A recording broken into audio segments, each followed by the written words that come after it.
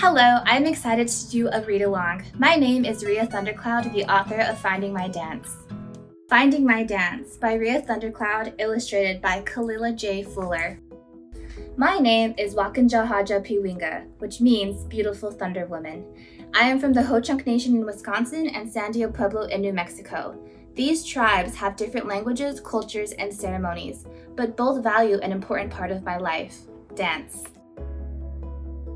When I was 4 years old, I came home from school and there was a beautiful orange jingle dress hand-sewn by my mom, hanging on the doorframe. The dress had silver cones that clinked together and made the most beautiful sound when they moved, like rainfall.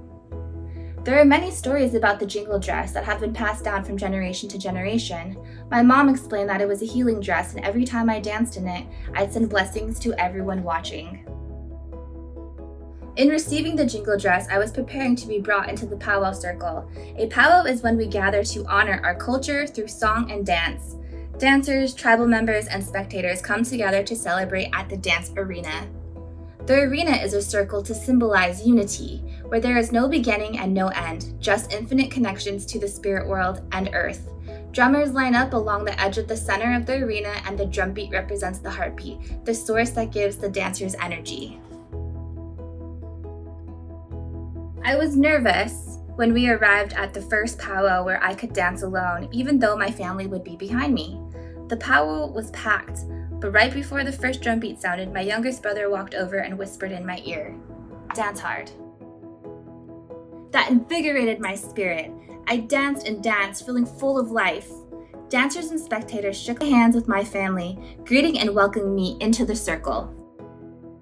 Every summer after that, my older brothers and I would hit the powwow trail. We danced all over Indian country, traveling from one state to the next every single weekend. We stayed with family and friends along the way, sharing laughter, jokes, and many memories. We jumped from time zone to time zone, region to region, and watched the sunrise and set. It felt magical to witness the changes of Mother Earth. And all while my love for dance was growing. At 13, I started dancing fancy shawl, which is a style that mimics the butterfly, fast and athletic. Fancy shawlers fly and twirl around the arena gracefully, keeping time with the drum beat. I was learning that dance isn't just one thing, it is fluid and evolves. Just as a caterpillar becomes a butterfly, I discovered contemporary dance, then jazz, tap, ballet, and modern. I couldn't get enough. I wanted to try it all. I could feel myself transforming into the dancer I was meant to be. I knew dance was where my heart belonged, so I auditioned for a competitive dance team. Not only did I make the team, I got a solo. We competed against other dance studios at nationals in Las Vegas, Nevada. My dance team made it to the top 3, and I was awarded the title, International Dance Challenge Champion. I had won my very first solo. But not every moment in my dance journey felt like a celebration. Sometimes I felt like an outsider. Classical dance is rigid and structured, while traditional dance is more grounded and expressive. I pushed myself to be perfect. The classical style was the opposite of what I was used to, and it wasn't always easy. Even though I was always dancing in front of large crowds, I relied on dance to express myself because I was shy. In high school, I didn't fit in. I didn't look like anyone around me. I was tall with long hair and a name that my classmates couldn't pronounce. No one said my name correctly, and I never corrected them. I was always the only Indigenous girl in class. But my dance life was very different from my school life. Dance gave me another language to express myself, especially when things felt hard. I could always dance it out and feel better. Dance was my path, so after high school I became a professional dancer. I traveled far and wide to perform in Russia, New Zealand, Italy, Greece, Czech Republic, Turkey, Canada, and the USA, all over.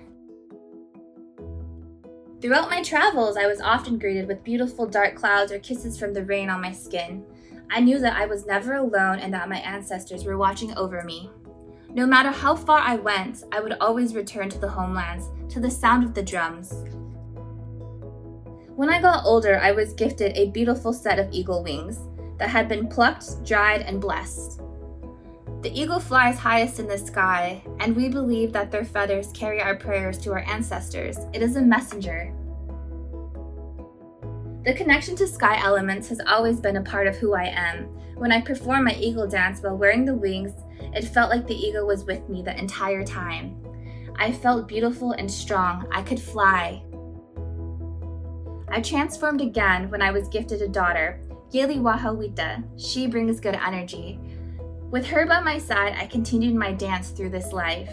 I correct people when they say her name wrong, so she will correct them also. Every time someone says our names, they are speaking a language that still exists and a culture that we still honor, despite many attempts to wipe it out forever. I danced lifetimes before this one, and I will dance lifetimes after it. I am never alone. I have danced alongside my ancestors and will continue to do so for the rest of this cyclical existence. I am beautiful Thunder Woman, and dance will always be a part of me.